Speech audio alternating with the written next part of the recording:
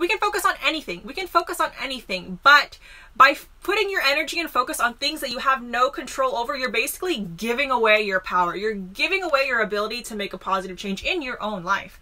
All right, greetings friends. I hope you're having a magical day wherever you are and whatever it is for you. Welcome to my camper van where I am currently self-quarantined. I just got back from Italy last week.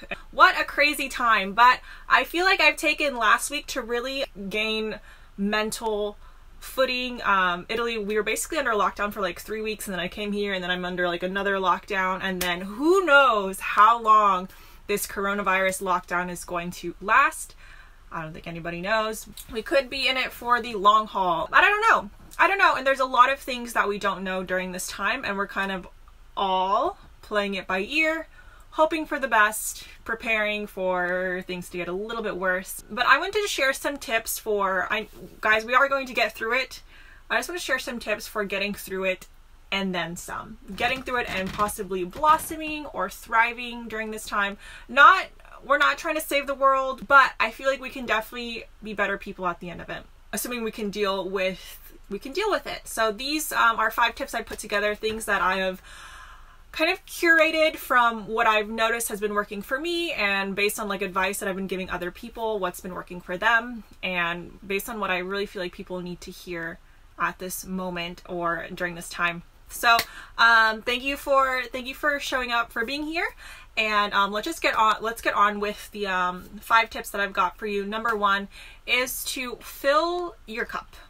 Fill your cup. Another thing I appreciate about this like virus is we do have the internet, and I do feel very connected anyway, because we're all in this like together. We're all kind of like supporting each other and pulling each other through, so I really appreciate that.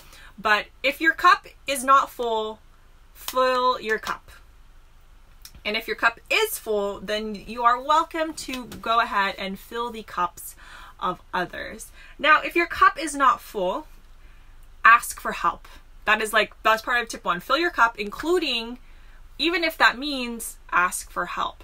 Reach out, call a friend. I've had people call me, and I am calling people, especially my sister, to just like kind of talk, like, this is what's happening, this is how I feel, this is what I'm afraid of, blah, blah, blah, blah, blah. And we'll talk more about like what, other things you can do besides like call people, but reach for help, ask for help. I'm also in quarantine. I'm not allowed to leave my current, where I am right now. So I have to ask for like food, like, hi, I need beans, or like, hi, I would really like some fruit at this time, or like, hi, like, can I drink the water from the tap? Like, ask for help. We're here. Like, you have a support group, you have, gosh, we're all on the internet, we're all here to help each other as well. Okay, we're all going through this. Ask for help if you need help. I need help with my workouts, I need help with like my mental health stability, I need somebody to listen to me, I need resources for my well-being. Ask for help. Okay, tip number 1, fill your cup, including asking for help. Number 2, accept and acknowledge it, but focus on what you can control. There is so much going on. We need to accept that we are on lockdown. There is no school for the time being. We don't get to go to work, or we have to work from home. We may be fortunate in some ways and very unlucky in other ways, but just accept it. Don't deny it. Don't be like, oh, this is like, this is, we're overreacting, and this is blah, blah, blah. Like, this person should have done this. Like, I can't believe the government didn't take action until then, and look at this population and what's going on here, blah, blah, blah, blah, blah. Accept it. But focus on what you can control.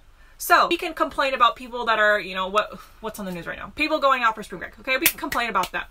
We can complain about not getting any like actual concrete announcements from people higher up. We can focus on anything.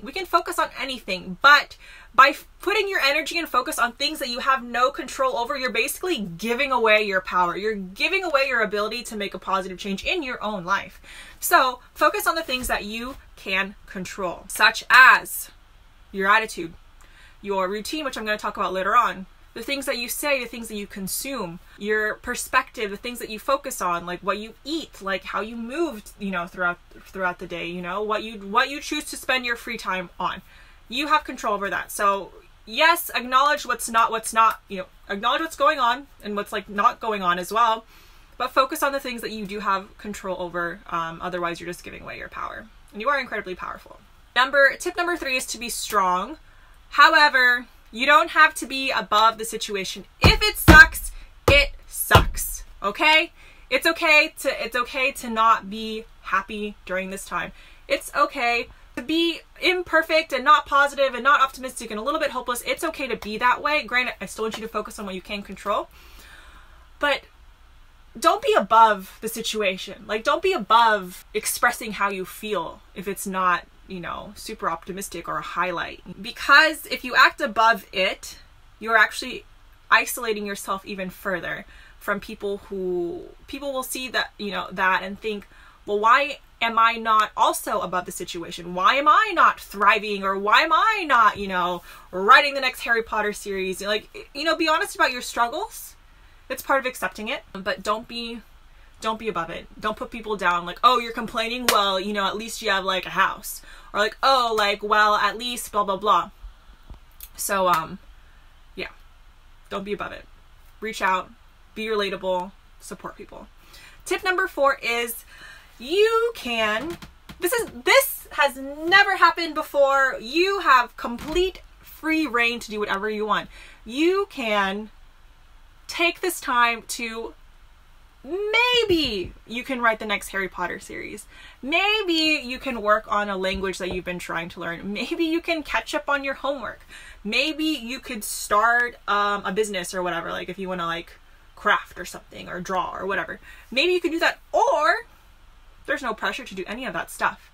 You can take this time to catch up on your Netflix queue.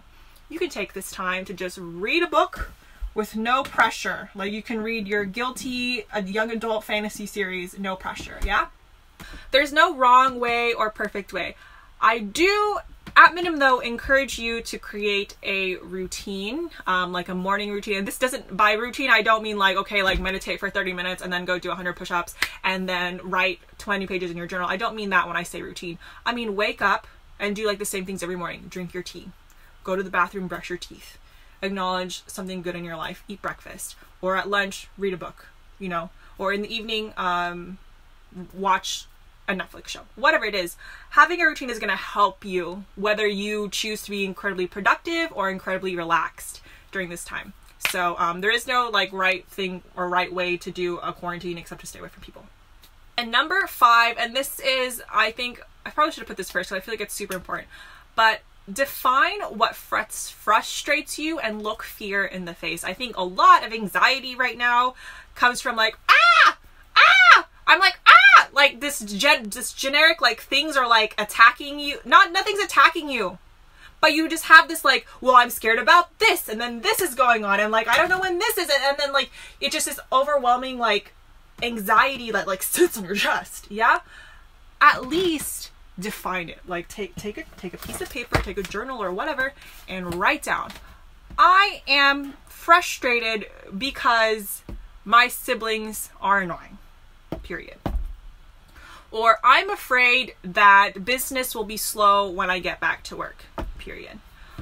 I'm afraid that blah, blah, whatever it is, write it down.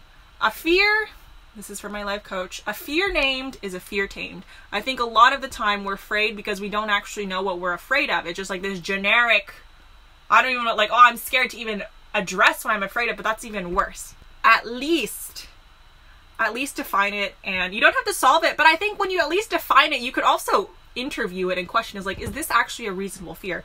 Maybe in some ways it is, but also focusing on what you can control. What can I do about this? If there is nothing, and if worrying about it does not make it better, don't give away your power. I know I didn't like solve your fear by saying that, but I want to give you at least some coping mechanisms so that you're not paralyzed with fear, or like you can't breathe because you're so anxious. Yeah, I just want to help you out with that at minimum. So that's all I got for you. Those are 5 tips that I think they're pretty useful. If you think so, please comment or share this or just say something.